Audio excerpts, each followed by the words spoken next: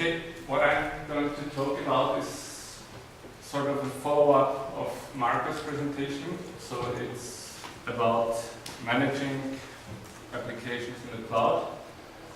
And what I will focus on especially is how we took the approach from other clouds, CloudML, and combined it with our existing deployment procedures that we have in place with Puppet.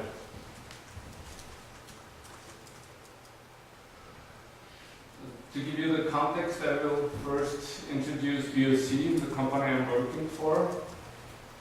Then I'll show you a little bit the features of our business process management tool that we provide in the cloud. It's Adonis. Then I want to show you how we currently deal with provisioning, just to motivate why CloudML could be a good add-on for our platform. And with this, I will go into the integration project of CloudML with Puppet, and will then conclude and give you some outlook on further work that needs to be done.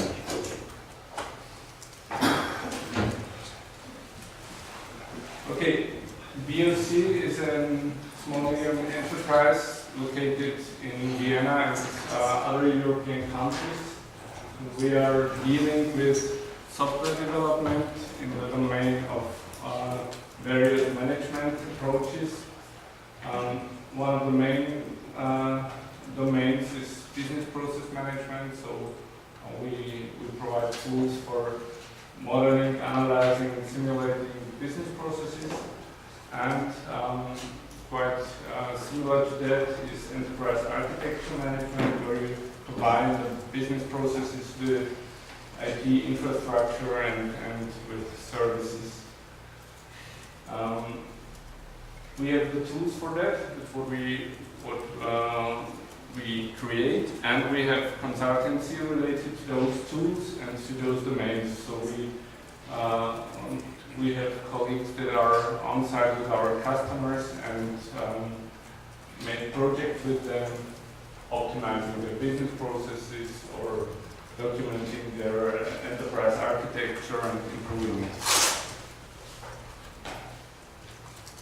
So while our tools were sold products in the beginning, we now started to provide them as hosted services.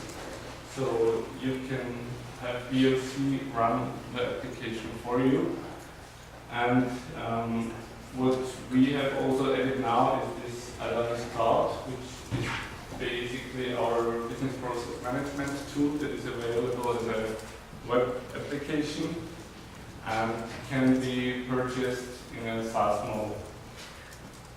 And we use this approach not only for production accounts, we also have it in place when we are in pre-sales activities with our customers to allow them to have a look at the tool and to give them an easier way to decide whether the tool is what they need, whether they need some further customizing to make it better fit to their approaches or their organization. The current environment that we have in place is built on top of an infrastructure as a service, which is provided by a Swiss company called CloudML.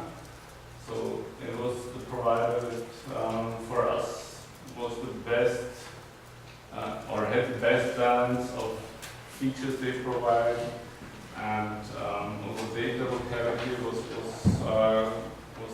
quite important for us. We couldn't take a company located in the US, for example, so that's why we went with CloudML.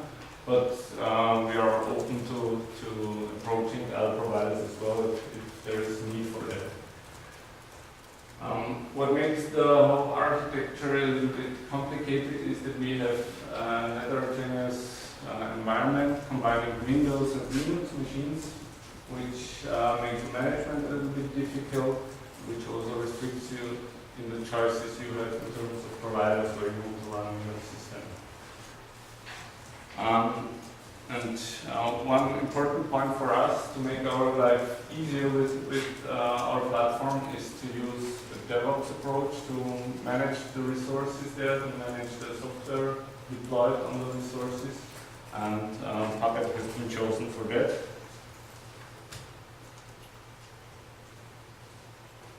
That's the tool. So this is a screenshot of the modeling editor, which is based on HTML5 canvas. So it allows you to freely model your business processes as you are used to do with VC or similar tools. And you can do this in the web. Once you have modeled your processes, you can start with analysis. You can start various views that are stakeholder oriented. So in this particular screenshot, you see a RACI analysis of the processes that the person that is currently logged in is involved in. So this person is responsible for some processes, is an actor in some processes, and so on.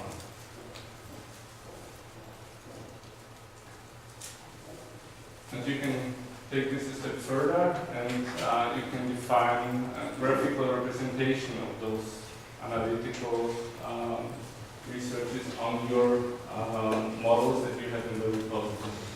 So, for example, you can have a view on the maturity of your processes and so on.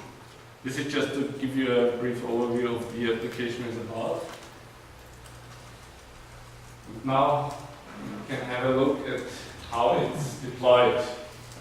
So this reflects our current deployment at Cloud Sigma. If we look at one single application stack, but we have multiple of those application stacks in parallel, but some of those resources here are shared. But the basic stack is what you see on the left side. So we have a web server, which is Tomcat with a standard web application inside. Underneath we have this application server. It is the Windows component that I was talking about. So it's basically a Windows service with a couple of worker processes that do the business logic work for the whole stack, and a database server. In addition to that, we have, for the sake of security, of course, we have divided the environment into multiple network zones and into firewalls. We have a reverse proxy as the only node accessible from the outside world, just to restrict the access to the backend systems. And then we have auxiliary systems like Active Directory for user management, and on the bottom right there is this Puppet Master, which holds the configuration of the whole environment here.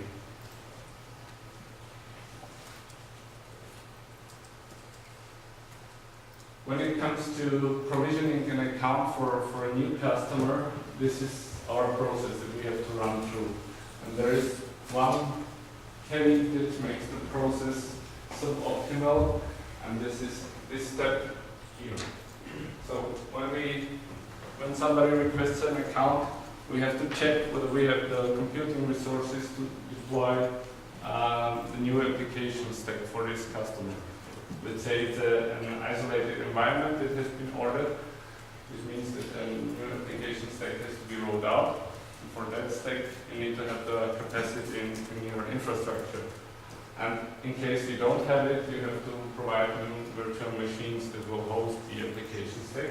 And this is the step that is done here, and which is a little bit, it makes the whole thing slower because you have to ask for those new resources being allocated for you, and then you can run your standard process.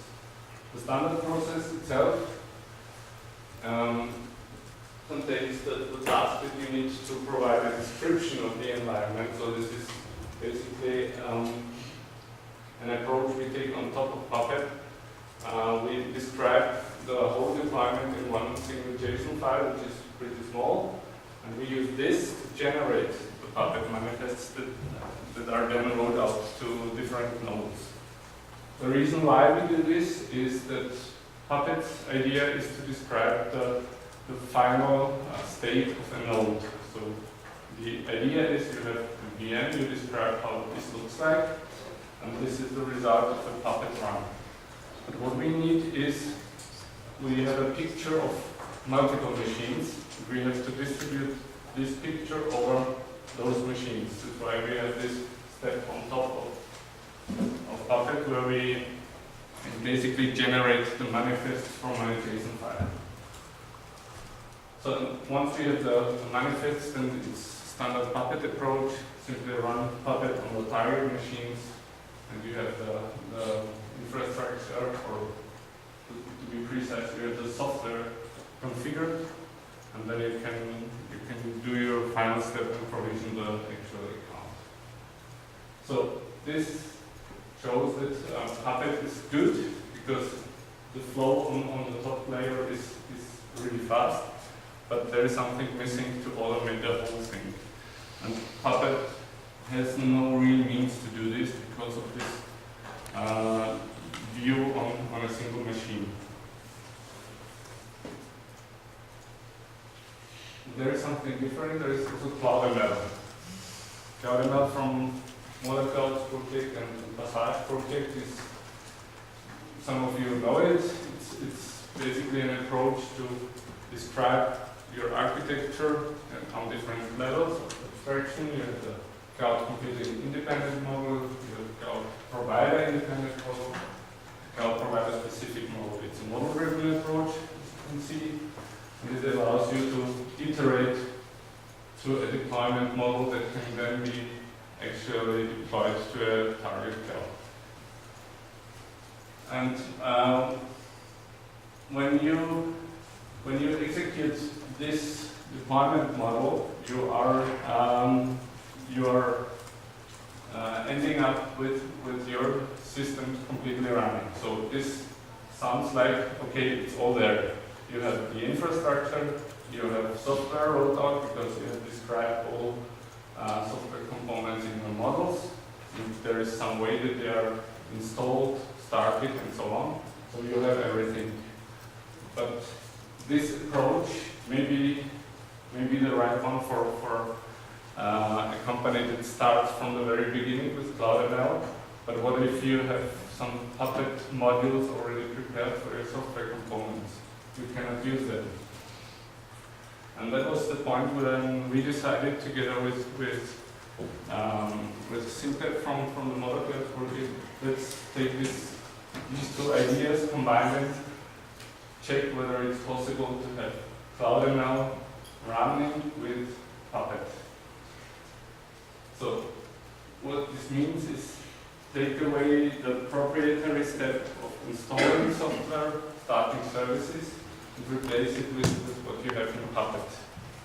But then use the rest of CloudML.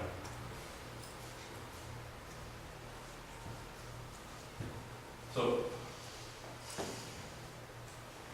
what is the idea? What should it look like in the end? You want to model your architecture as you do with CloudML, because this is a proven approach to go through your development steps. And you want to use your existing Puppet modules to have the software deployed on the target machines. And this is quite an important point. You want to benefit from modules that are there in the community to install standard software like MongoDB or Apache HTTP and others. So if you go through this workflow that you do with CloudML to make your steps through the different models, then instead of supplying those proprietary commands for installing, you can supply manifest fragments for the Puppet deployment, and then you're back in your CloudML world again and run your deployment as you would do it with the original CloudML. But